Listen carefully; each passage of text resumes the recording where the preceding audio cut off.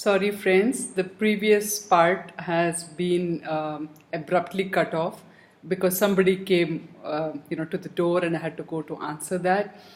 So we are going to have our first reading actually posted in two different parts. The first part is for about 8 minutes. So we will do another reading now, continuing what we were reading for another 7 minutes or so. And I'll be posting two of these videos for your morning session. So I was reading translation for text 5. I'll just read that again. The clever Duryodhana and his party cunningly usurped the kingdom of Yudhishthira, who had no enemy. By the grace of the Lord, the recovery was executed, and the unscrupulous kings who joined with Duryodhana were killed by him. Others also died, their duration of life having decreased for their rough handling of the hair of Queen Draupadi. Purport: in the glorious days or before the advent of the age of Kali, the Brahmanas, the cows, the women, the children and the old men were properly given protection.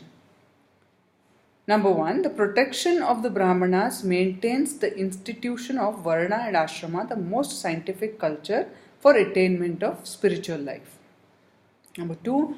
The protection of cows maintains the most miraculous form of food, that is milk, for maintaining the finer tissues of the brain for understanding higher aims of life.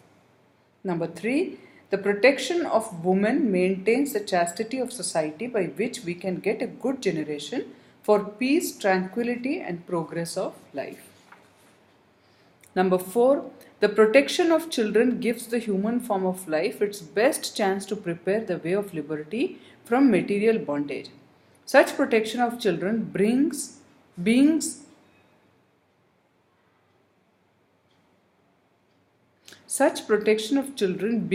from the very day of begetting a child by the purificatory process of Garbhadana Samskara, the beginning of pure life.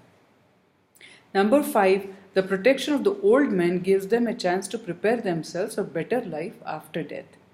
This complete outlook is based on factors leading to successful humanity as against the civilization of polished cats and dogs. The killing of the above mentioned innocent creatures is totally forbidden, because even by insulting them one loses one's duration of life. In the age of Kali they are not properly protected, and therefore the duration of life of the present generation has shortened considerably. In the Bhagavad Gita it is stated that when the women become unchaste for want of proper protection, there are unwanted children called Varna Sankara. To insult a chaste woman means to bring about disaster in the duration of life. Duhashana, a brother of Duryodhana, insulted Draupadi, an ideal chaste lady, and therefore the miscreants died untimely. These are some of the stringent laws of the Lord mentioned above. Text 6.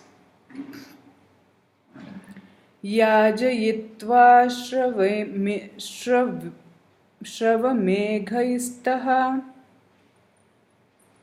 Yajayitvakshavamedhaistam Tribhiruttam kalpakaiha Tadyashaha pavanam dikshu Shatamanyo rivatanot. Translation. Lord Sri Krishna caused 3 well-performed Ashwamegha Yagnas, horse sacrifices, to be conducted by Maharaja Yudhishthira, and thus caused his virtuous fame to be glorified in all directions, like that of Indra, who had performed 100 such sacrifices. Purport: this is something like the preface to the performances of Ashwamedha Yagna by Maharaj Yudhishthira. The comparison of Maharaja Yudhishthira to the King of Heaven is significant. The King of Heaven is thousands and thousands of times greater than Maharaja Yudhishthira in opulence, yet the fame of Maharaja Yudhishthira was not less. The reason is that Maharaja Yudhishthira was a pure devotee of the Lord, and by his grace only was King Yudhishthira on the level of the King of Heaven, even though he performed only 3 yajnas, whereas the King of Heaven performed hundreds. That is the prerogative of the devotee of the Lord. The Lord is equal to everyone, but a devotee of the Lord is more glorified because he is always in touch with the All Great. The sun rays are equally distributed, but still there are some places which are always dark. This is not due to the sun but to the receptive power. Similarly, those who are cent% devotees of the Lord get the full-fledged mercy of the Lord, which is always equally distributed everywhere. Text 7. Amantrya Panduputranscha Shaine Yodha Vasamyutaha Dvaipayanadi Bhivipraiha Pujitaiha Pratipujitaha. Translation. Lord Shri Krishna then prepared for his departure. He invited the sons of Pandu after having been worshipped by the Brahmanas headed by Srila Vyasadeva. The Lord also reciprocated greetings. Purport. Apparently Lord Shri Krishna was a Kshatriya and was not worshipable by the Brahmanas. But the Brahmanas present there headed by Srila Vyasadeva all knew him to be the personality of Godhead and therefore they worshipped him. The Lord reciprocated the greetings just to honor the social order that a Kshatriya is obedient to the orders of the Brahmanas. Although Lord Shri Krishna was always offered the respects due the Supreme Lord from all responsible quarters, the Lord never deviated from the customary usages between the four orders of society. The Lord purposely observed all these social customs so that others would follow him in the future. Text 8. Gantum Kritamati Brahman Dwarakam Rathamastitaha Upalebhe Bhidavanti Muttaram Bhaya Vihvalaham.